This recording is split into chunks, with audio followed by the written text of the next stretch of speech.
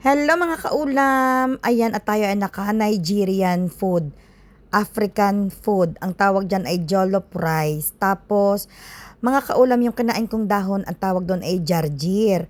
May ibang tawag doon sa parang hindi ko maintindihan kung ano sa English yan. Yan mga kaulam ay bigay ng aking isang estudyante nung bago kong estudyante. Napansin ko nung pumunta ako sa bahay nila, ang kanilang tinitiran ay napakalaking villa. Hindi parang condo style, talagang villa. Ayan at binigyan pa ako ng asawa ko ng masarap na pickles. Talaga namang bumagay na bumagay ang lasa ng pickles at saka ng jarjir sa ating jollof rice. Mga kaulam, napansin ko doon nung nagpunta ako doon sa bahay ng estudyante ko. Sabi ko doon sa ina, ang dami nyo namang tanim. Ikaw ang nagtatanim niyan? Sabi kong ganyan. Sabi niya, hindi. Sabi niya, my father-in-law. Akala ko meron silang kasambahay na Pilipino dahil ang mga tanim nila ay mga pechay. Yung mga Pilipinong gulay, sabi ko siguro ang kasambahay ng mga ito ay Pilipino. Wala pala silang kasambahay mga kaulam. Ang nagtatanim daw noon ay ang kanyang biyanang lalaki. Masipag daw magtanim. Di ako dire-diretso na sa loob ng bahay. Sabi kong ganyan. Sabi ko, ang dami naman ng jarjir. Sabi kong ganyan.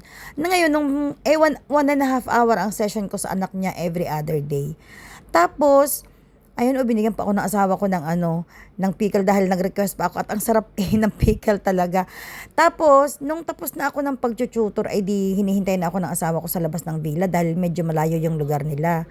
Hindi ko in-expect, may iniabot sa akin na malaking plastic. Sabi ko, ano to? Sabi niya, binigyan kita ng jarjir at saka yung mga kaulam, wag kayo maanuhan. Hindi ko kayo yung ay yon Arabic name sa mint na dahon na sobrang bango. Ngayon, hindi ko in-expect, ang dami niyang binigay sa akin. Sobrang fresh mga kaulam. Kaya ayan ang kinakain ko ngayon. Napakalutong.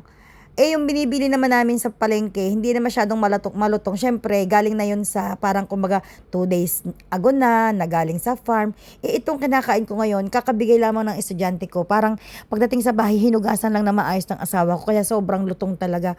Sabi ko sa asawa ko, parang mawiwili akong humingi doon ng jarjir. Sabi ng asawa ko, mahiya ka naman, baka ikaw na makaubos noon. Mahilig din sila sa ganyan. Kalahi ng asawa ko yung pamilya ng bago kong estudyante. Tapos sabi ng asawa ko, mahilig nga sila dyan dahil ginagamit nila yung nana sa kabab, sabi niya. Sabi ko sa asawa ko, sa susunod na punta ko, ang hihingin ko naman petchay. Di ka mga kaulam, nakakapag-tutor na ako, may libre pa akong gulay. Nakita ko mga kaulam, meron din silang kamoteng tanim. Isa rin sa iniispatan ko, yung talbos ng kamote, para pag bumili ako ng isda at nagsigang ako ng isda, masarap mga kaulam ihalo ang talbos ng kamote, tas maraming kamatis at bawang. Meron din silang tanim na mga malunggay. Sabi ko, Diyos ko, parang mawiwili talaga akong mag-tutor doon. Parang gusto kong mag-harvest every other day, charot. So ayan, nakaraos din ako ng pagkain na libre na galing sa aking co-teacher na Nigerian, na nalaman niya talaga na nagustuhan ko talaga yung kanilang pagkain.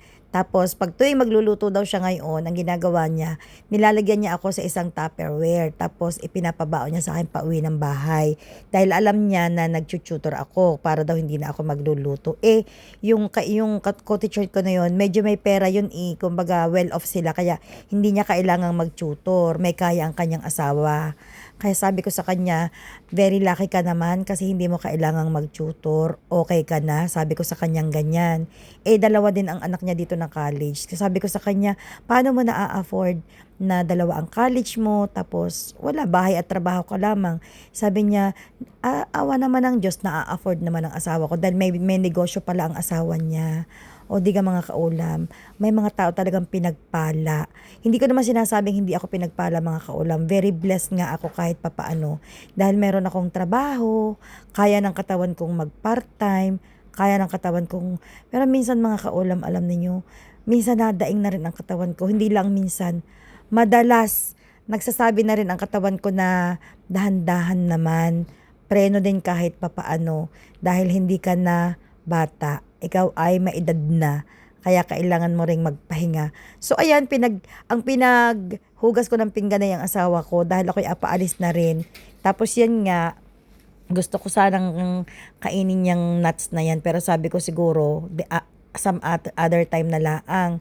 Dahil busog na ako. Bigay yan ng estudyante ko ng nanay. Swerte talaga ako sa estudyante ngayon.